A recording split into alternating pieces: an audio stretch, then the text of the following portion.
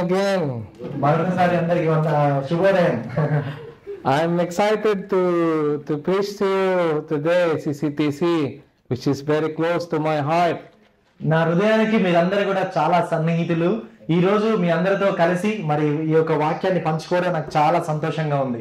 I'm very encouraged with my brother and friend Pastor Sham. నేను pastor Shyam గారిని బట్టి నేను చాలా ప్రోత్సహింపబడుతున్నాను. నాకు చాలా ప్రియమైన వాడు. He has encouraged me as I look into Christ and I look also to Pastor Sham. నిజంగా క్రీస్తులో నాకు ఒక మంచి ప్రోత్సాహకరంగా ఉంటున్నాడు. నేను క్రీస్తుని చూసినప్పుడు మరి పాస్టర్ శ్యామ్ ను కూడా చూసినప్పుడు నాకు చాలా ప్రోత్సాహకరంగా ఉంది. Let's pray. అందరం ప్రార్థన చేసుకుందాం. Triune God, we pray that you'll help me proclaim the truth in Exodus 14. త్రిత్వమైన మా దేవ, మా ప్రభువ, ఈ యొక్క సమయమందు మరి నిర్గమకాండము 14వ అధ్యాయంలో ఉన్నటువంటి వాక్యాన్ని బోధిస్తున్నప్పుడు మీ యొక్క కృపను మీరు మాకు అనుగ్రహించండి. May I proclaim Christ through the preaching of your word. ఈ యొక్క ప్రసంగం అంతటి ద్వారా నేను క్రీస్తును ప్రకటించడానికి మీ కృపను దయచేయండి. And through your spirit guide me. ఇటువంటి విషయాలను మా జీవితాల్లో మేము అన్వయించుకోవడానికి మీ కృపను దయచేయండి. So that we can glorify your precious name. మీకు వాక్యాన్ని అన్వయించుకోవడం ద్వారా మీకు ఉన్నతమైన నామాన్ని మేము మహిమపరచడానికి మీ కృపను దయచేయండి. In Jesus' most precious and strong name. ప్రభు అయిన యేసుక్రీస్తు నామంలో ఉన్నతమైన నామంలో ప్రార్థన చేస్తున్నాం మా తండ్రి. Amen. Amen. It was 1998 when my father lost his job. 1998వ సంవత్సరంలో మా తండ్రి గారు తన యొక్క ఉద్యోగాన్ని కోల్పోయారు.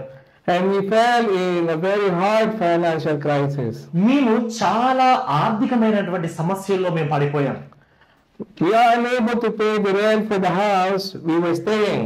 మేము ఉంటున్నటువంటి ఇంటికి రెంట్ కట్టుకోవడానికి కూడా చాలా కష్టమైపోయింది. I was using then a candlelight in the evening while studying because our electricity was cut off. నేను సాయంత్రకాల సమయంలో రాత్రికాల సమయంలో నేను చదువుకోవడానికి వెలుతురు లేకపోవడాన్ని బట్టి నేను క్యాండిల్ ను వెలిగించుకొని నేను చదువుతుండేవాడిని నా చిన్నతనంలో.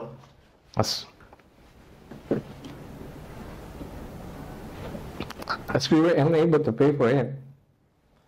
మేము ఎందుకు అనంటే దానికోసం మేము ఆ డబ్బులు మేము చెల్లించడానికి కూడా నా దగ్గర డబ్బులు లేకుండే. I remember my father said, నాకు ఒక విషయం గుర్తుంది. నేను మా తండ్రి గారు చెప్పినటువంటి విషయం నాకు చాలా గుర్తుంది.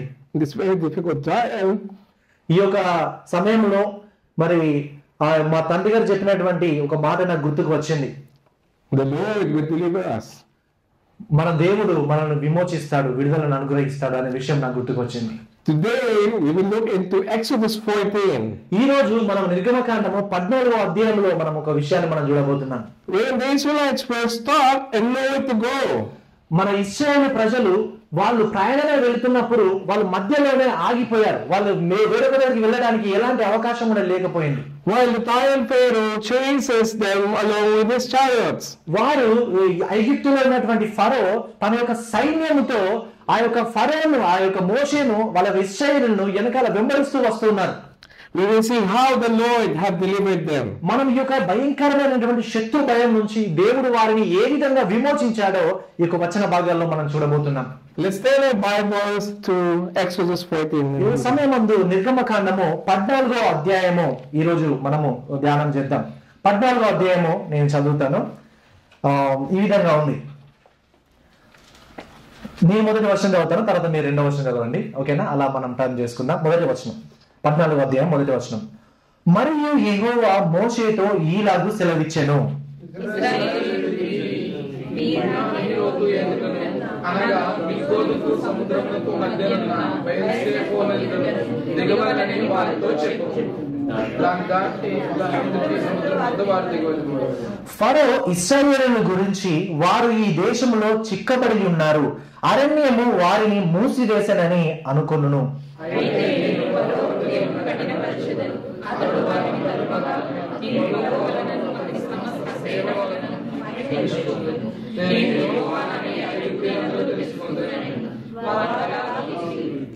ప్రజలు పారిపోయినట్టు ఐగుప్తు రాజునకు తెలుపబడినప్పుడు ఫరో హృదయమును అతని సేవకుల హృదయమును ప్రజలకు విరోధముగా త్రిప్పబడి మనకెందుకు ఇలాగూ చేసితిమి, మన సేనలో నుండకుండా ఇశ్రాయేలులను ఎందుకు పోనిచ్చితిమి అని చెప్పుకొనిరి.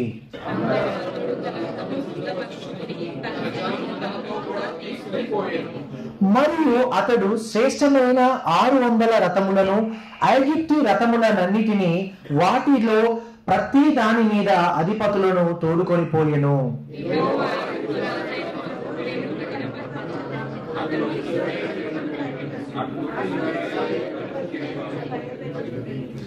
ఐగుప్తీయులు అనగా ఫరో రథముల గుర్రములన్నీయు అతని గుర్రపు రౌతులు అతని దండును వారిని తరిమిరి.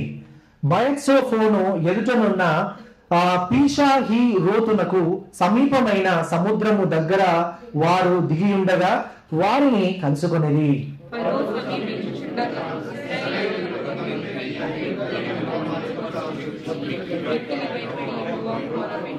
అంతటా వారు మోషేతో, ఐగుప్తులో సమాధులు లేవని మమ్మను ఐగుప్తులో నుండి బయటకు లేవని ఈ అరణ్యంలో చచ్చుటకు మమ్మను రప్పించితివా? మమ్మను ఐగుప్తులో నుండి బయటకు రప్పించి మమ్మను ఇట్లు చేయనేలా?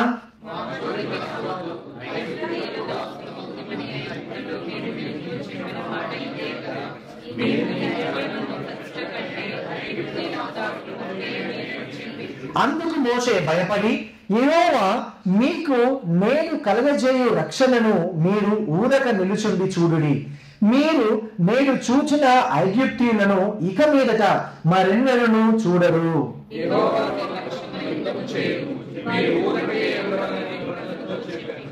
అంతలో యెహోవా మోషేతో, నీవేలా నాకు మొరపెట్టుచున్నావు? సాగిపోవుడి అని ఇశ్రాయేలుతో చెప్పుము.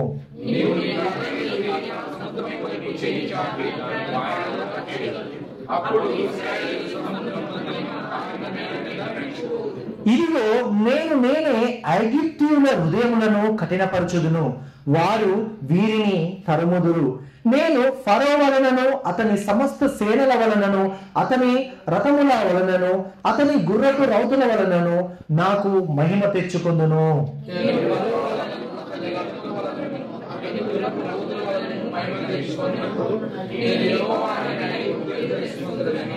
అప్పుడు ఇశ్రాయేలుల ఎదుట సమూహములకు ముందుగా నడిచిన దేవదూత వారి వెనుకకు పోయి వారిని వెంబడించెను. ఆ మేఘస్తంభము వారి ఎదుట నుండి పోయి వారి వెనుక నిలిచెను.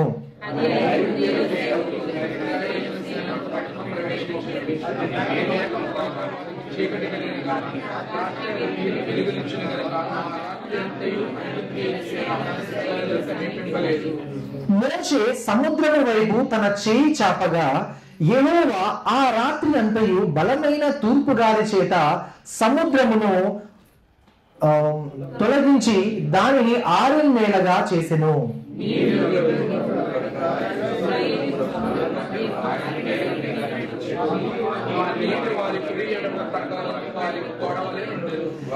ఐగుప్తీయులను ఫరో గుర్రములను రథములను రౌతులను వారిని తరిమి సముద్ర మధ్యమున చేరిరి.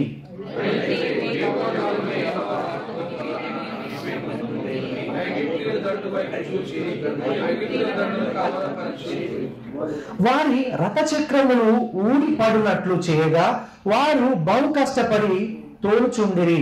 అప్పుడు ఐగుప్తీయులు ఇశ్రాయేలుల ఎదుట నుండి పారిపోదము రండి, యెహోవా వారి పక్షమున మనతో యుద్ధము చేయుచున్నాడని చెప్పుకొనిరి.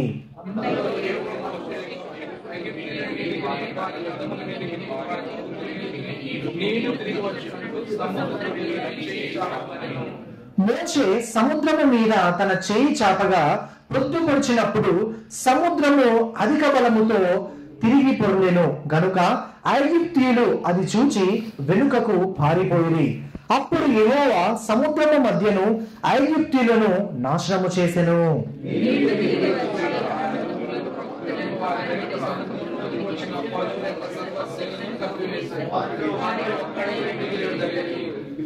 అయితే ఇశ్రాయేలీయులు ఆరిన నేలను సముద్రము మధ్యనున్నప్పుడు ఆ నీళ్లు వారి కుడి ఎడమ పక్కలను గోడవలే నుండెను.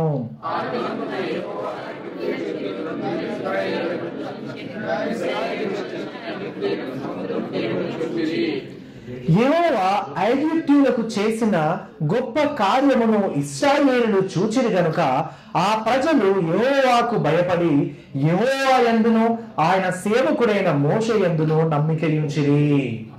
ఆమేన్. Amen. The Israelites have seen how the Lord had brought 10 plagues to Egypt. ఈ యొక్క ఇశ్రాయేలు ప్రజలు దేవుడైన యెహోవా ఏ విధంగా ఐగుప్తీయుల మీదకి ఒక 10 తెగుళ్లను తెప్పించాడో వాళ్ళు తమ కనులారా చూశారు. So that Pharaoh can release the Israelites out of bondage to slavery. ఎందుకు దేవుడు ఆ యొక్క తెగుళ్లను ఇచ్చాడంటే ఇశ్రాయేలులను ఐగుప్తీయుల యొక్క బానిసత్వం నుంచి దేవుడు విమోచించడానికి ఆ యొక్క తెగుళ్ళని ఆయన ఇవ్వడం జరిగింది. The Israelites, led by Moses, were finally freed and went into the journey towards the promised land. మోషే యొక్క నాయకత్వంలో ఇశ్రాయేలీయులు వాగ్దానం చేయబడినటువంటి ఆ యొక్క కానాను దేశానికి వాళ్ళు ప్రయాణమై వెళ్తున్నారు. But in Exodus 14, Moses and the Israelites will be faced by another challenge. ఈ యొక్క నిర్గమకాండము 14వ అధ్యాయంలో వాళ్ళు వాగ్దాన దేశానికి ప్రయాణమై వెళ్తున్నప్పుడు ఒక ప్రమాదాన్ని, ఒక అవరోధాన్ని వారు మార్గ మధ్యలో ఎదుర్కొన్నారు. For they are stuck between the armies of Pharaoh and the sea. వారు మధ్యలో ఆగిపోయారు. ఒకవైపేమో ఐగుప్తుల యొక్క సేనలు వెంబడిస్తున్నారు, మరొక ఎదురుగానేమో ఎర్ర సముద్రము అడ్డుగా ఉంది. A point of no return. ఇప్పుడు వెనుకకు వెళ్తే ఐగుప్తుల చేతిలో పడతాం, ముందుకు వెళ్తే సముద్రం ఉంది, కానీ మధ్యలో అక్కడ ఆగిపోయారు. Today, my brothers and sisters, నా ప్రియమైన సహోదరులారా, I want you to have an awe on the delivering power of the Lord. నా యొక్క ఆశ ఏమిటంటే ఈ రోజు మీరందరూ కూడా విమోచించగలిగేటువంటి దేవుని యొక్క శక్తి యందు మీరు ఆలోచన చేసి ఆశ్చర్యపోయి ఆయన్ను మీరు చూడాలనే ఉద్దేశంతో ఈ వాక్యాన్ని మీకు బోధిస్తున్నాను. So that you can trust him even in very difficult situation. మీరు కూడా, నా యొక్క ఉద్దేశం ఏంటంటే మీరు కూడా ఇలాంటి భయంకరమైనటువంటి సమస్యల గుండా వెళ్తున్నప్పుడు, ఎక్కడైనా మధ్యలో ఆగిపోయినప్పుడు మీరు కూడా దేవుని వైపు చూడాలి, దేవుని యందు విశ్వాసం ఉంచాలనే ఉద్దేశంతో ఈ యొక్క వాక్యాన్ని మీకు బోధిస్తున్నాను. We will look into 3 scenes here in Exodus 14. ఈ యొక్క వాక్య భాగంలో మనం ఒక 3 సంఘటనని మనం చూడబోతున్నాం, 3 సన్నివేశాలను మనం చూడబోతున్నాం. Which are the great situation, మొదటిది ఏంటంటే గొప్ప సన్నివేశం, the great antagonist, రెండవది గొప్ప విరోధి, and the great deliverer. మూడవది గొప్ప విమోచన. We go for the first scene, which is the great situation. మొదటిది గొప్ప సన్నివేశం, సందర్భం అనే విషయాన్ని గురించి మనం చూద్దాం. We can see this in Exodus 14, verse 1 to 4. మొదటిది ఈ యొక్క 14వ అధ్యాయంలో 1 నుంచి 4 వచనాల్లో ఈ యొక్క సంఘటనని మనం గమనిస్తాం. As we can see, the Lord instructed Moses in verse 2. ఈ యొక్క వచనాల్లో మనం గమనించినట్లయితే దేవుడు మోషేకు ఇలాగా సెలవిచ్చాడు. 2వ వచనంలో చూస్తే To turn back and encamp in front of Pi-hahiroth. ఆయన ఏమంటాడంటే ఇశ్రాయేలు తిరిగి పిహాహీరోతు నాకు తిరుగుమంటున్నాడు. Which means tower. దానికి ఏంటంటే దానికి ఒక గోపురము అనే అర్థం, దానికి ఒక పదానికి అర్థం. Between Migdol, ఆ యొక్క మిగ్దోలుకు దానికి మధ్యలో, which means it's a mouth of a cavern or a cave. ఏంటంటే ఆ యొక్క మిగ్దోల్ అనేటువంటి పదానికి అర్థం ఏంటంటే ఈ యొక్క గుహ యొక్క ఒక మూత అని అర్థం. In front of Baal-zephon. ఇక్కడ మనం ఇక్కడ చూసినట్లయితే రెండవ వచనంలో చూస్తే బాల్-సెఫోన్ కు ఎదుటగా ఈ యొక్క ప్రదేశం ఉంది అని మనం చూస్తుంటాం. Which means Lord of the North Wind. ఆ యొక్క బాల్-సెఫోన్ అటువంటి మా మాటకు అర్థం ఏంటంటే మన యొక్క దేవుడు విజయాన్ని సాధిస్తాడు అని అర్థం. It's important to understand these places because it will bring context to the situation where the Israelites are in. ఈ యొక్క పదాలకి అర్థాన్ని మనం ఎందుకు తెలుసుకోవాలంటే అసలు ఇశ్రాయేలీయులు ఇప్పుడు ఏ సంఘటనలో ఉన్నారు, ఏ సందర్భంలో ఉన్నారు అనే విషయము ఈ యొక్క పదాలకు అర్థం తెలియడాన్ని బట్టి మనకు అర్థమవుతుంది. So they are by the sea. వారు ఎక్కడ ఉన్నారంటే వాళ్ళ సముద్రము దగ్గర ఉన్నారు. The reason why the Lord told them to turn back was explained in verse 3. మనము దేవుడు ఎందుకు వారిని అట్లా తిరుగుమన్నాడు అనేది మనం 3వ వచనంలో మనం చూస్తుంటాం. For Pharaoh will think what they are wandering in the land, the wilderness has shut them in. మూడో వచనం చూస్తే ఫరో ఇశ్రాయేలుల గురించి వారు ఈ దేశంలో చిక్కబడి ఉన్నారు, అరణ్యము వారిని మూసివేసనని అనుకొనును. Pharaoh will think, they are stuck. ఫరో అనుకునే ఉంటాడు, వాళ్ళు ఆగిపోయారు, వాళ్ళు మధ్యలోనే ఆగిపోయి ఉంటారు బహుశా అని ఆయన సంతోషించి ఉండవచ్చు. It was mentioned in verse 4 నాలుగో వచనంలో చూస్తే that the Lord will harden the heart of Pharaoh. యెహోవా దేవుడే ఫరో యొక్క హృదయాన్ని కఠినపరిచాడు అనే విషయాన్ని మనం చూస్తుంటాం. But what was the purpose? కానీ ఎందుకు కఠినపరిచాడు? ఎందుకు దేవుడు ఫరో యొక్క హృదయాన్ని కఠినపరిచాడు? In verse 4 it says, the Egyptians shall know that I am the Lord. ఎందుకు కఠినపరిచాడంటే ఐగుప్తీయులందరూ యెహోవాయే దేవుడని తెలుసుకోవడానికి దేవుడు కఠినపరిచాడు వారి యొక్క హృదయాలను అనే విషయాన్ని మనం చూస్తుంటాం. The Israelites were placed in a point of no return. ఇశ్రాయేలీయులు మరి తిరిగి వెళ్ళరాకుండా అటువంటి సంఘటనలో వాళ్ళు ఇప్పుడు ప్రస్తుతం ఉన్నారు. Just like the Israelites, మనం ఇశ్రాయేలీయులు లాగానే we may be placed in a very difficult situation. మనము కూడా ఇలాంటి ప్రమాదకరమైనటువంటి సందర్భాల్లో బహుశా ఉన్నాం కావచ్చు. Location or a circumstance that we are stuck. అలాంటి కొన్ని సందర్భాలలో సన్నివేశాలలో మనం బహుశా అలానే చిక్కుకొని ఉన్నాం కావచ్చు. The question is, will we trust the Lord in this situation? కానీ ఇక్కడ ప్రశ్న ఏంటంటే అలాంటి సందర్భాల్లో నువ్వు ఉన్నప్పుడు నువ్వు దేవుని యందు విశ్వాసం ఉంచుతున్నావా లేదా అనేదే ప్రశ్న. Or some will wait for the whisper of the Lord to guide them in their decision. లేకపోతే మీరు అలాంటి సందర్భాల్లో ఉన్నప్పుడు మెల్లని స్వరంతో దేవుడు నాతో మాట్లాడాలి ఈ యొక్క పరిస్థితులలో అని మీరు ఎవరైనా వెయిట్ చేస్తున్నారా? But the Lord does not speak anymore in whispers, దేవుడు ఈ రోజు స్వరం ద్వారా ఈ రోజు మనతో మాట్లాడడు. but through His word. ఆయన ఈ రోజు ఏ విధంగా మాట్లాడతాడంటే తన యొక్క వాక్యం ద్వారా మాట్లాడతాడు. In James 1:5 it says, ఆ యాకోబు రాసిన పత్రిక 1వ అధ్యాయం 5వ వచనంలో చూస్తే, if any of you lacks wisdom, ఎవరికైనా జ్ఞానము కొదువుగా ఉంటే let him ask God, నన్ను అడగమని దేవుడు చెప్పాడు. దేవుణ్ణి అడగండి అని దేవుని యొక్క వాక్యం సెలవిస్తుంది. who gives generously to all without reproach. ఆయన ధారాళముగా ఆయన దయచేస్తాడు అనే విషయాన్ని ఆ వచన భాగంలో మనం చూస్తుంటాం. And it will be given to him. ఎవరైతే జ్ఞానాన్ని అడుగుతారో ఆ జ్ఞానం అడిగిన వారికి ఆయన ధారాళంగా ఇస్తాను అని చెప్తున్నాడు. Brothers and sisters, నా ప్రియమైన సహోదరి సహోదరులారా, trust the Lord even you are stuck in a difficult మీరు కొన్ని situation. భయంకరమైనటువంటి పరిస్థితులలో చిక్కుకున్నప్పుడు ఆగిపోయినప్పుడు దేవుని యందు విశ్వాసం ఉంచండి. We now look into our second scene, ఇప్పుడు మనం రెండవ సన్నివేశాన్ని మనం చూద్దాం. which is the great antagonist. రెండవది ఏంటంటే ఒక గొప్ప విరోధి అనే విషయాన్ని గురించి మనం చూస్తాం. We can see this in Exodus 14 verse 5 to 18. ఇది 5వ వచనం నుంచి 18వ వచనాల్లో చూస్తుంటాం. ఈ యొక్క 14వ అధ్యాయంలో We can see in verse 5, 6 and 7, ఈ యొక్క 5 నుంచి 7 వచనాల్లో మనం చూస్తే Pharaoh is the great antagonist. ఈ యొక్క ఫరో అనేది చాలా ఒక విరోధమైనటువంటి వాడు. Antagonist means he is the one, he is the enemy. అంటాగనిస్ట్ అంటే ఏంటంటే ఇంగ్లీష్ లో దానికి ఒక విరోధి, ఆయన శత్రువు అని అర్థం. If you are watching Bollywood, these are the ones who beat the lead. మనం సినిమాలో చూసినట్లయితే మనము హీరోలకి ఎదురుగా విలన్స్ ఉంటారు కదా, అలాంటి వాడు అన్నట్టు ఇక్కడ ఫరో. Yeah.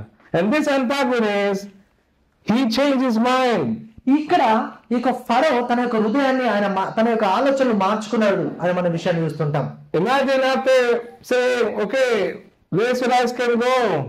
అయితే ఇప్పుడు అంతకన్నా ముందేం చెప్పాడు? ఆ యొక్క మొదటి సంతానం చనిపోయినప్పుడు ఏమని చెప్పాడు? మీరు వెళ్ళవచ్చును అని చెప్పాడు. కానీ అప్పుడు వాళ్ళు వెళ్ళిపోయారు.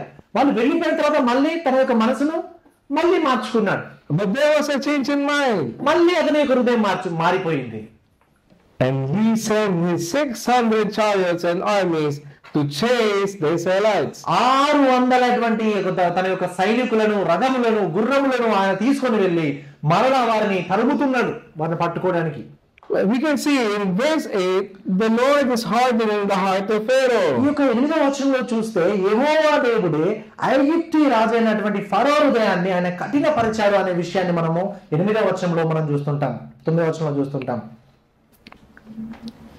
Let's remember that Pharaoh is responsible for his sin. ఇప్పుడు ఫరో హృదయం కఠినమైంది కాబట్టి దానికి బాధ్యుడు ఎవరు అంటే ఎవరు? ఫరోనే బాధ్యుడు అనే విషయాన్ని మనం మర్చిపోవద్దు ప్రియులారా. But the Lord is sovereign over all his creation. కానీ దేవుడైతే తాను సృష్టించినటువంటి సృష్టి అంతటి మీద సార్వభౌమ అధికారాన్ని గలవాడు ఆయన. So as the Israelites saw the approaching armies of Pharaoh, ఇక్కడ ఆ యొక్క ఐగుప్తీయులు ఇశ్రాయేలును సమీపిస్తున్నారు. they questioned Moses in verse 11 to 13. ఇక్కడ 11వ వచనంలో నుంచి 18వ వచనం వరకు మనం చూస్తే ఈ యొక్క ఇశ్రాయేలీయులు మోషేను ప్రశ్నిస్తున్నారు. Is it because there are no graves in Egypt that you have taken us away to die in the wilderness? ఐగుప్తులో సమాధులు లేవని ఈ అరణ్యంలో చచ్చుటకు మమ్మల్ని రప్పించితవా? What have you done to us in bringing us out of Egypt? మమ్మల్ని ఐగుప్తులో నుండి బయటకు రప్పించి మమ్మల్ని ఇట్లు చేయలేదా? Is not this what we said to you in Egypt? మా జోలికి రావద్దు, ఐగుప్తీయులకు దాసులు మగుదుమని ఐగుప్తులో నీతో చెప్పిన మాట ఇదే కదా. Leave us alone so that we may save the Egyptians. మేము ఈ అరణ్యమందు చచ్చుట కంటే ఐగుప్తులకు దాసుల మగుట మేలని వాళ్ళు చెప్పేది. For it would have been better for us to serve the Egyptians. ఇక్కడ చూడండి, ఇదే మాటలు మనం ఇక వచనాలు చూస్తాం. 11 నుంచి 12 వచనంలో చూస్తే ఇక ఇది ఏమంటానంటే, మేము అరణ్యమందు చచ్చుట కంటే ఐగుప్తులకు దాసుల మగుట మేలని చెప్పేది. Than to die in the wilderness. Yes, ఇప్పుడు ఇంతకుముందు చెప్పిన మాట అరణ్యంలో చచ్చుట కంటే ఐగుప్తులో దాసుల మగమని ఈ యొక్క మాట చెప్తున్నాడు. They were afraid. వాళ్ళు భయపడ్డారు. They want to go back to Egypt in slavery. మరలా వాళ్ళు ఐగుప్తు దేశానికి వెళ్ళి మరలా దాస్యంలో ఉండడానికి వాళ్ళు ఇష్టపడుతున్నారు. When they are afraid, they grumbled and complained. వాళ్ళు భయపడినప్పుడు వాళ్ళు ఏం చేస్తున్నారు? వాళ్ళు మోషేను నిందిస్తున్నారు, ఎందుకు ఇలా చేశారు అని తిడుతున్నారు, నిందిస్తున్నారు, అవమానిస్తున్నారు.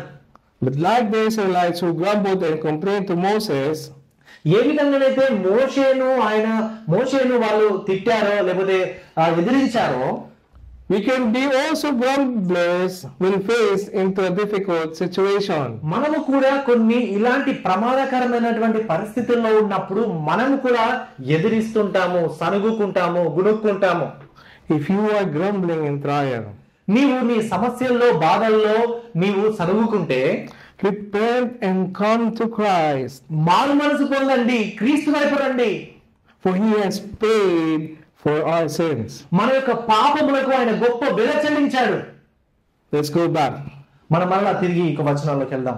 Moses said to the Israelites in verse 13, మోషే ఆ యొక్క ఇశ్రాయేలు ప్రజలకి ఆయన చెప్పాడు, fear not, భయపడకుడి, stand firm, ధైర్యంగా ఉండండి, and see the salvation of the Lord. యెహోవా యొక్క రక్షణను ఊరకనే నిలుచుండి చూడుడి అని చెప్పాడు. And the Lord instructed Moses in verse 16, ఈ యొక్క 16వ వచనంలో యెహోవా దేవుడు మోషేకు సెలవిచ్చాడు, for Moses to stretch out his hand over the sea, తన యొక్క చేతులను సముద్రం వైపు ఆయన ఎత్తమన్నాడు. so that the Israelites can pass into dry land. అప్పుడు ఎందుకు అనంటే ఇశ్రాయేలీయులు ఆ యొక్క సముద్రంలో నుంచి నడిచిపోవడానికి మోషేను తన యొక్క చేతులు సముద్రము వైపు చాచమని చెప్పాడు. Moses stretched his hand to divide the sea. మోషే ఆ యొక్క సముద్రంలో 2 పాయలుగా చేయడానికి తన యొక్క చేతులను ఎత్తాడు. But Jesus is greater than Moses who stretched his hand on the cross. కానీ ప్రభువైన యేసుక్రీస్తు వారు మోషే కంటే ఇంకా గొప్పవాడు. తన యొక్క కలువరి శిలువలో తన యొక్క 2 చేతులను ఆయన ఎత్తాడు. And paid for our sins. So that ఆయన కలువరి శిలువ 2 చేతులు ఎత్తి మన పాపంలోకి పడవలసినటువంటి గొప్ప క్రయధనాన్ని ఆ కలువరి శిలువలో ఆయన చెల్లించాడు. so that we can pass ఎందుకు ఆయన ఈ గొప్ప వెల చెల్లించాడంటే మనము from darkness into light. మనము గాఢంధకారములో నుంచి ఆశ్చర్యకరమైనటువంటి వెలుగులోనికి నడవడానికి ఆయన యొక్క గొప్ప కార్యాన్ని ఆయన చేశాడు. Just like the Israelites who passed on dry land. ఏ విధంగానైతే ఇశ్రాయేలీయులు ఆరిన నేలలో సముద్రంలో ఆరిన నేలలో ఏ విధంగా అయితే నడిచారో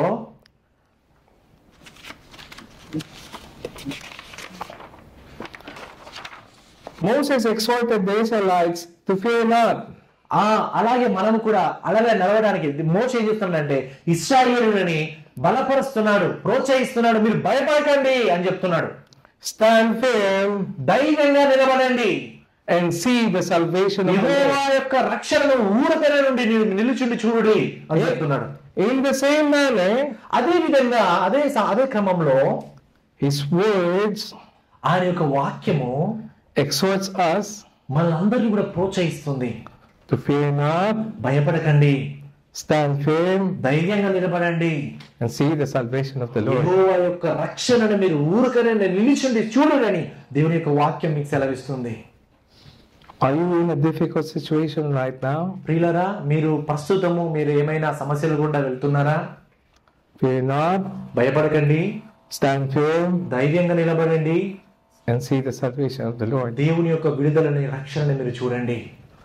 Seek the help of your fellow members మీ తోటి సహోదరుల యొక్క సహాయాన్ని మీరు అడగండి, so that they can pray for you, వాళ్ళు మీ కొరకు ప్రార్థన చేయడానికి మీ యొక్క బాధల వారితో చెప్పుకోండి. encourage you, మిమ్మల్ని ప్రోత్సహిస్తారు, lift you, వాళ్ళు మిమ్మల్ని ఎత్తి పట్టుతారు, and even cry for you. వాళ్ళు నీకోసం ఏడుస్తారు. Yes, I said, even to weep and cry for you. నిజంగా మన యొక్క తోటి సహోదరులు మన బాధలు పంచుకున్నప్పుడు వారు మన కొరకు ఏడుస్తారు, కన్నీరు కారుస్తారు. And point you to Christ, వాళ్ళు మిమ్మల్ని క్రీస్తు వైపుకు ఆయన మిమ్మల్ని తీసుకెళ్తారు. our mighty deliverer. ఎందుకనంటే ఆయన మన యొక్క గొప్ప విడుదలను అనుగ్రహించేటువంటి గొప్ప విమోచకుడు. Now we go to our last scene, మనం ఇప్పుడు మూడవ సంఘటనకి మనం వెళ్దాం. the great deliverer. గొప్ప విమోచకుడు అనే విషయాన్ని ధ్యానం చేద్దాం. It is in 14 verse 19 to 31. ఇక్కడ మనము 14వ అధ్యాయంలో మనం చూస్తే 19వ వచనం నుంచి 31వ వచనం వరకు ఈ యొక్క వచన భాగాన్ని మనం చూస్తుంటాం. Now, the angel of God and the pillar of cloud was with the Israelites. యెహోవా దూత మరి యొక్క మేఘ స్తంభంగా వారి ఎదుట వాళ్ళకు ముందుగా నడిచింది. So, let's imagine the angel of God and the pillar of cloud was with the Israelites. ఒక్కసారి గమనించండి, యెహోవా యొక్క దూత మేఘ స్తంభము వారితో పాటు నిలిచున్నాడు. They were passing in the midst of the sea. వారు ఎర్ర సముద్రము మధ్యలో నడుస్తున్నప్పుడు వారికి తోడుగా వాళ్ళతో పాటు నిలిచి ఉన్నాడు. On dry land. ఆ యొక్క ఆరు నేలన ఉన్నాడు. Dry land. ఆ యొక్క ఆరిన నేలన ఆయన అక్కడ ఉన్నాడు. Is it wonderful? చూడండి ఎంత అద్భుతం. చూడండి, ఒక గొప్ప మహాసముద్రము రెండు పాయలుగా అయ్యి ఆరిన నేల ఏర్పడము, ఆ ఆరిన నేలలో నడవడం అనేది ఎంత ఆశ్చర్యం. Now in verse 19 and 20, that's mentioned in verse 19 and 20. 19 నుంచి 20 వచనాల్లో ఈ వచనాన్ని మనం చూస్తుంటాం. అప్పుడు ఇశ్రాయేలీయుల ఎదుట సావాసమునకు ముందుగా నడిచిన దేవదూత వారి వెనుకకు పోయి వారిని వెంబడించెను. ఆ మేఘ స్తంభము వారి ఎదుట నుండి పోయి వారి వెనుక నిలిచెను. అది ఇశ్రాయేలీయుల సేనకు నడుమ ప్రవేశించెను.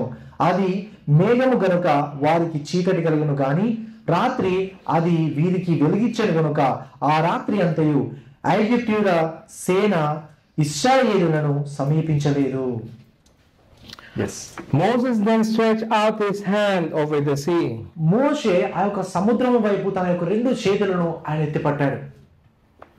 And the Lord drew back the sea. ఆ యొక్క యెహోవా దేవుడు ఆ యొక్క సముద్రమును రెండు పాయలుగా చేశాడు. ఈ వైపు నీళ్లు ఆ వైపు నీళ్లు ఈ వైపుగా చేసి రెండు పాయలుగా ఆయన చేశాడు. Now remember I said to you that in 14 verse 2 there is a place there which is Baal Zephon. ఒకసారి గమనించండి, 14వ వచనం నుంచి మనం గమనించినట్లయితే 14-15 వచనంలో చూస్తే ఈ ఏంటన్నా 14 వచనంలో మనం చూస్తే ఈ యొక్క మాటను మనం చూస్తుంటాం కదా, ఒక ప్రదేశం ఉంది కదా అక్కడ బయల్ సెఫోన్ అనేటువంటి ప్రదేశం, which means the Lord of the North Wind. దానికి అర్థం ఏంటంటే తూర్పు గాలికి రాజు అని అర్థం. But there is no other Lord than Yahweh himself, కానీ ఆ దేవుని కన్నా ఇంకా గొప్ప దేవుడు ఇంకా ఎవరు కూడా లేరు. who can divide the sea. ఆయన అంటే దేవుని కన్నా ఇంకా గొప్పవారు ఎవరు కూడా లేరు. ఇక సముద్రాన్ని 2 పాయలుగా చేసేవారు ఆయన కంటే ఇంకెవరు కూడా గొప్పవారు లేరు. He instructed an east wind to divide the sea. ఆయన యొక్క గాలిని ఆయన డివైడ్ 2 పాయలుగా చేయమని ఆయన ఆజ్ఞాపించాడు. And also let's remember అందరం మనం ఆలోచన చేద్దాం. that during that time, ఆ యొక్క సమయంలో Pharaoh thinks of himself as a god. ఆయన ఏమనుకున్నాడంటే ఆ ఫరో నేను రాజుని దేవుణ్ణి అని అనుకున్నాడు ఫరో. But Yahweh wants to point to himself, for he alone is God. కానీ యెహోవా దేవుడు ఏం చేశాడంటే నో నువ్వు కాదు దేవుడివి, నేను దేవుడిని అనే విషయాన్ని వాళ్ళకి తెలియజేయడానికి దేవుడు ఇంత గొప్ప కార్యాన్ని వారి ముద్ర జరిగించాడు. Which we have read earlier in 1 Corinthians 14. మనము 1 కొరింథీయులకు రాసిన పత్రిక 14వ అధ్యాయంలో ఇంతకుముందు మనం చదువుకున్నాం. Paul was exhorting to therefore flee from idolatry. అపోస్తలుడైన పౌలు గారు వాళ్ళని ప్రోత్సహిస్తున్నారు ఏంటంటే విగ్రహారాధన నుండి దూరంగా పారిపోవుడి అని చెప్తున్నాడు. Yahweh was telling the Egyptians and the Israelites to himself, he alone is God. యెహోవా దేవుడు ఏమని చెప్తున్నాడంటే నేను ఐగుప్తులకైనా ఇశ్రాయేలుకైనా నేనే దేవుణ్ణి అనేటువంటి గొప్ప విషయాన్ని దేవుడు తెలియజేస్తున్నాడు. He enabled them to pass on dry ground so that the Egyptians and Israel can see that he alone. ఆయననే నిజమైన దేవుడు అని తెలుసుకోవడానికి అంత గొప్ప కార్యాన్ని దేవుడు అక్కడ జరిగించాడు. Let's go back to the story. మనము తిరిగి ఈ యొక్క కథలోకి మనం వెళ్దాం. So in verse 24, the Egyptians continued to pursue the Israelites. 24వ వచనంలో చూస్తుంటే ఈ యొక్క ఐగుప్తీయులు ఇశ్రాయేలీయులను ఇంకా వెంబడిస్తూ ఉన్నారు. Yeah, but the Lord through the pillar of fire and cloud, కానీ ఆయన అగ్ని మేఘ స్తంభమై he made the Egyptians to panic. ఆయన వారు మరి దాంట్లో కలవరపరిచాడు వారిని. They don't know what to do. వారికి ఏం చేయాలో అర్థం అవట్లేదు ఐగుప్తీయులకి. In verse 26, 26వ వచనంలో మనం చూస్తే their chariots were clogged. వాళ్ళు ఏం చేస్తున్నారంటే వారి యొక్క ఆ యొక్క ఐగుప్తీయుల మీదికిని వారి రథంలో మీదికిని వారి రౌతుల మీదికిని నీళ్లు తిరిగి వచ్చినట్లు ఆయన చేశాడు. Which becomes difficult for them to move forward. వారు ముందుకు వెళ్ళడానికి ఇంకా ఏం కూడా అవకాశం లేకుండా అయిపోయింది. And they confess, వాళ్ళు ఏమని అర్థం చేసుకున్నారంటే let us flee from before Israel, for the Lord fights for them against the Egyptians. వాళ్ళు ఏమనుకున్నారంటే ఇశ్రాయేలులకు బదులుగా యెహోవా యుద్ధం చేస్తున్నారు కాబట్టి వారి నుంచి మనం తిరిగి వెళ్దాము అని వాళ్ళు ఆ నిర్ణయం తీసుకున్నారు. They were acknowledging Yahweh as Lord. వాళ్ళు అర్థం చేసుకుంటారు ఇప్పుడు యెహోవా దేవుడు నిజమైన దేవుడు అని వాళ్ళు అర్థం చేసుకుంటున్నారు. But they don't have that faith in them.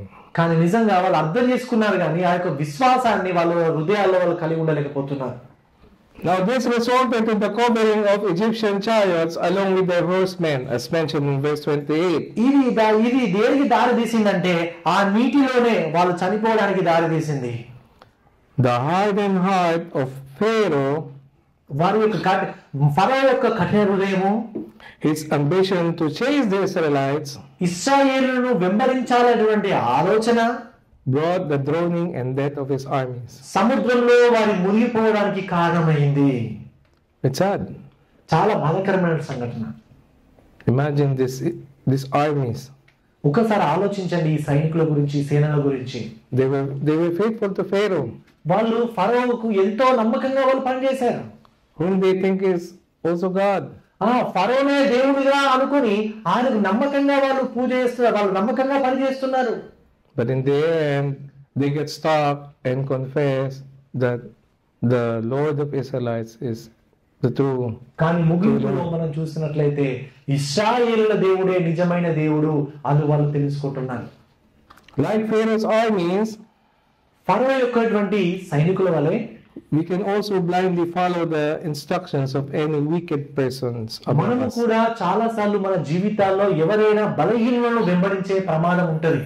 We might be seen stuck in the mud of selfish wicked instructions. కొన్నిసార్లు మనం యొక్క స్వార్థం, గర్వం, ద్వేషం అనేటువంటి విషయంలో మనము ఆగిపోయేటువంటి విషయాలు ఉంటాయి, సందర్భాలు ఉంటాయి.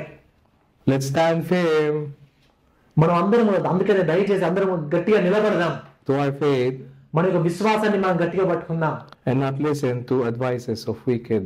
అజ్ఞానుల యొక్క ఆలోచనలను మనం వెంబడించకుండా, అజ్ఞానులను వినకుండా మనం దేవుని వైపు తిరుగుదాం. Like Pharaoh who have a hard heart, ఫరో లాగా తన యొక్క హృదయాన్ని కఠినపరుచుకున్నట్టుగా there might be any person here who is hard-hearted towards the gospel. బహుశా మీలో కొందరు సువార్త వైపు మీరు మీ హృదయాలని కఠినం చేసుకుంటున్నారు కావచ్చు. మీ హృదయాలని, My friend, నా ప్రియమైన స్నేహితుడా, you need to understand that God is holy, మీరు ఒక విషయాన్ని మీరు అర్థం చేసుకోవాలి. ఏంటంటే దేవుడు పరిశుద్ధుడు. and you that is hard-hearted ఆయన మనకు తెలుసు, మనం అందరూ కూడా మన హృదయాన్ని మనం కఠినం చేసుకున్నామని. need to see the love of God. ప్రియులారా, మనం అందరం ఇప్పుడు ఏం చూడాలంటే దేవుని యొక్క ప్రేమను మనం అందరం చూడాలి. ఆయన యొక్క కృపను మనం చూడాలి. Who sent his son, died on the cross and absorbed the wrath of the Father. తన యొక్క ఏకైక కుమారుణ్ణి మన స్థానంలో మనపై ఉన్నటువంటి దేవుని యొక్క ఉగ్రతను భరించడానికి తన ప్రియ కుమారుని పంపించాడు. Repent of your sins, మీ పాపాల విషయమై మీరు పశ్చాత్తాపపడండి. so that your heart may be changed to a new heart మీరు పశ్చాత్తాపపడితే మీ కఠినమైన హృదయాలు మారి పరిశుద్ధపరచబడతాయి. through the power of the Holy Spirit. పరిశుద్ధాత్మ దేవుని యొక్క శక్తిని బట్టి మీ హృదయాలు మార్చబడి మీరు క్రీస్తు వైపు మీరు తిరుగుతారు. Now the Lord in his mighty power saved Israel, as mentioned in verse 13. దేవుడు తన యొక్క అద్భుతమైనటువంటి కృప చొప్పున తన యొక్క శక్తిని బట్టి ఇశ్రాయేలును ఏ విధంగా రక్షించాడో, Israel saw the Lord's power, and the response was fear of the Lord, and they believed the Lord, as stated in verse 31. మనం 31వ వచనంలో మనం చూస్తే ఇశ్రాయేలులు గాని ఐగుప్తీయులు గాని ప్రజలు యెహోవాకు భయపడి యెహోవా యందు వాళ్ళు భయపడ్డారు, నమ్మిక ఉంచారు అనే విషయాన్ని మనం చూస్తుంటాం. So you see the difference. The Egyptian armies confess that Yahweh is the Lord. ఇక్కడ మనం వీరిద్దరి మధ్యలో తేడా మనం గమనిస్తే ఐగుప్తీయుల యొక్క సేన యెహోవా దేవుడని వాళ్ళు తెలుసుకున్నారు. వాళ్ళు తెలుసుకోవడానికి ఇశ్రాయేలు తెలుసుకోవడానికి మధ్యలో తేడా ఉంది. While the Israelites believe the Lord. కానీ ఇశ్రాయేలు దేవుని యందు నమ్మిక ఉంచారు, విశ్వాసం ఉంచారు. కానీ వాళ్ళు విశ్వాసం ఉంచలేదు, జస్ట్ తెలుసుకున్నారు అంతే. Israel saw the Lord's greatness to save them from the hands of Pharaoh. ఈ యొక్క దేవుడు ఇశ్రాయేలుని ఫరో యొక్క చేతి నుండి ఆయన విడిపించాడు. We are reminded in Genesis 3 that there's a battle ప్రభు అయిన యేసు క్రీస్తు వారికి మనకు తెలియజేస్తుంది. that crushed the serpent through the cross. ఆ యొక్క సిలువను బట్టి ఆ యొక్క సర్ప సంతానాన్ని ఆయన నశింపజేశాడు. Defeated Satan.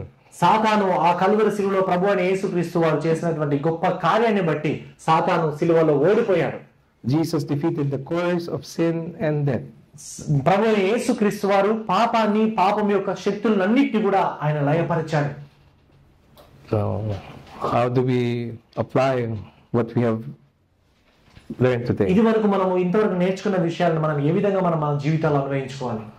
Probably anyone here who are in very difficult situation. బహుశా మీలో కొందరు ఎవరైనా మరి భయంకరమైనటువంటి సమస్యల గుండా, ఎవరికి చెప్పుకోలేనటువంటి బాధల గుండా మీరు వెళ్తున్నారు కావచ్చు. And you have nowhere to go. మీరు ఎక్కడికి వెళ్ళాలో మీకు అర్థం అవట్లేదు కావచ్చు. ఎక్కడికి వెళ్ళాలి, ఎవరు సాయం చేస్తారు అని మీకు అర్థం అవట్లేదు కావచ్చు. Maybe CCTC also is encountering any difficulties. మన సంఘం కూడా ఏమైనా సమస్యలు గుండా, బాధల గుండా వెళ్తుంది కావచ్చు. But remember that the Lord who parted the Red Sea, కానీ ఒక విషయాన్ని జ్ఞాపకం ఉంచుకోండి, ఏ దేవుడైతే ఎర్ర సముద్రాన్ని 2 పాయలుగా చేశాడో, saved Israel ఇశ్రాయేలును రక్షించాడో, and defeated Pharaoh's army, ఫరో యొక్క సైన్యాన్ని ఓడించాడో, is the same Lord ఆ యొక్క సేమ్ దేవుడే, ఆ దేవుడే who put his life on the cross ఆయన తన ఏ దేవుడైతే తన యొక్క జీవితాన్ని కల్వరి శిలువలో మన కొరకు అప్పగించాడో and saved us from our sins.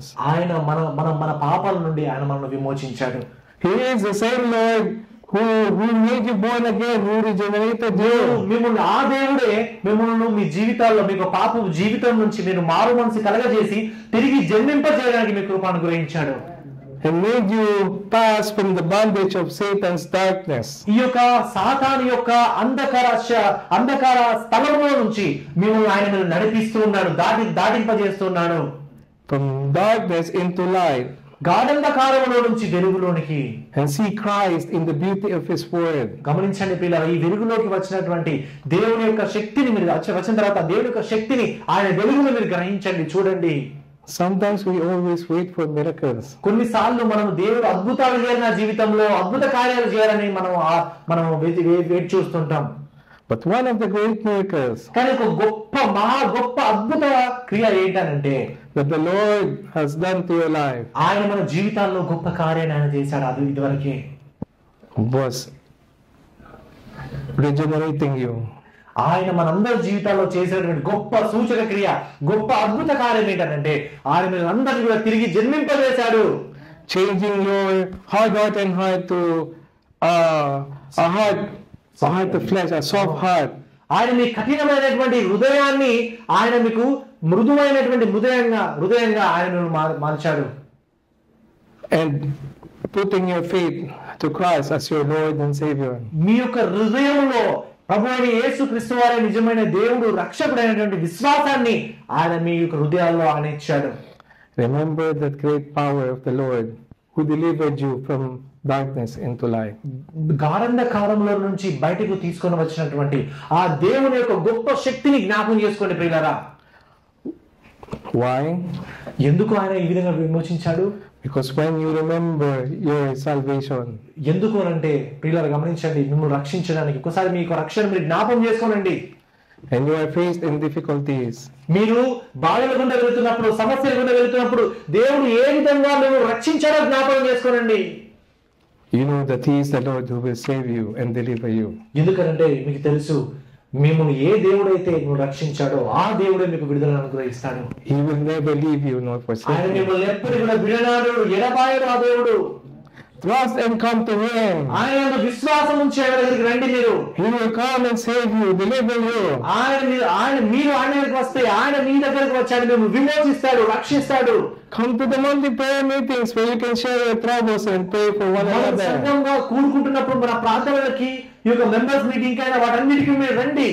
Seek the wisdom of your pastor and ask him to pray for పాస్టర్ల you. యొక్క జ్ఞానాన్ని మీరు వెతకండి, వారిని అడగండి, వారికి మీ యొక్క సమస్యలు బాధలు మీరు తెలియజేయండి. Pray for one another మీరు ఒకరికొకరు ప్రార్థన చేసుకోండి. and not grumble, ఒకరు సనుకోకండి, గునుకోకండి, not complain. ఎవరు కూడా మీరు నన్ను ఇలా చేశాడు అలా చేశాడు అని ఒకరి గురించి ఒకరు చెడ్డగా మాట్లాడుకోకండి. Trust and fear the Lord. దేవుని యందు విశ్వాసం ఉంచి దేవుడికి మీరు భయపడండి. Go to Christ, క్రీస్తు దగ్గరికి వెళ్ళండి. for He will come and save you ఆయన దగ్గరికి వెళ్తే ఆయన మీ దగ్గరికి వచ్చి ఆయన మిమ్మల్ని రక్షిస్తాడు, and deliver you. ఆయన మిమ్మల్ని విమోచిస్తాడు. Praise God for that. ఈ యొక్క వాక్యాన్ని బట్టి దేవుని యొక్క నామానికి మహిమ కలుగును గాక. ఆమేన్. ఆమేన్. Let's pray. ప్రార్థన చేసుకుందాం. Father, we thank you for this day, for reminding us for the great salvation that you have given us. ఈ యొక్క గొప్ప రక్షణ గురించి మేము ఈరోజు జ్ఞాపకం చేసుకోవడానికి దేవా మీరు మాకు ఇచ్చినటువంటి గొప్ప సమయాన్ని బట్టి మీకు నామానికి వందనాలు. May we remember always the day